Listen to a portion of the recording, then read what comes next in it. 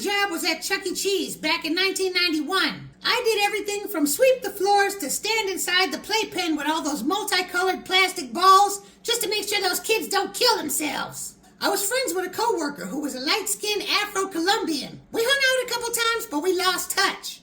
In 2015, 25-something years later, this dude just pops up out of nowhere. I forgot where he came from. I don't remember. Facebook or something.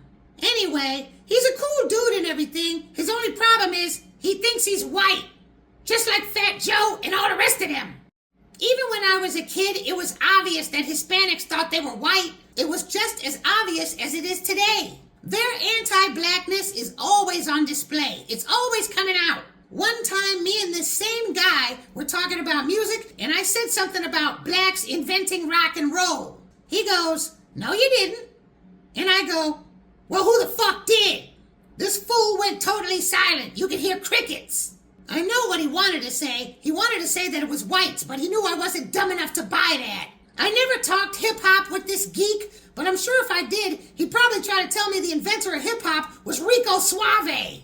This goofball's name is Alfredo, but he tells white women his name is Al. We don't talk anymore. I always pointed out his anti-blackness. I know what it's like to live in Los Angeles. I lived there for 17 years. I got a Latino manager who was with the company I was working with for 25 years, fired. He tried to be slick and introduced me to a white regional manager as kind of a troublemaker.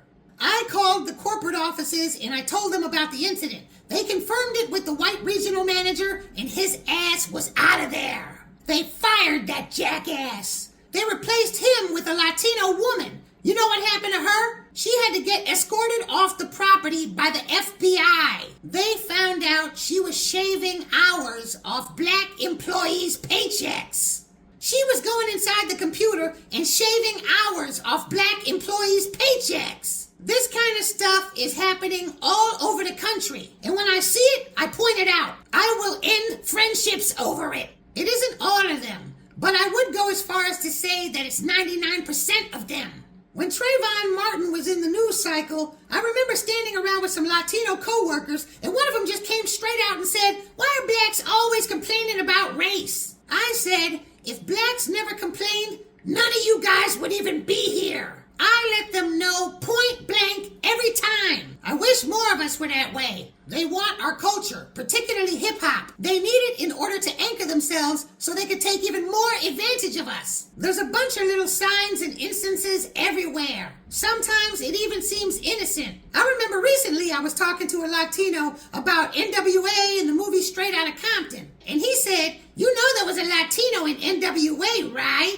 He tried to laugh it off like he was joking, but what he was really doing was dreaming. I said, no, there wasn't a Hispanic in NWA. Now, white supremacy is literally hunting them. It's causing fear and humiliation throughout all non-FBA minority communities. And they got 4 more years of it coming, because we don't owe nobody shit. Make sure to press like, leave a comment, and share it with your friends. And don't forget to hit the bell icon so you can know when the next video drops. Peace out.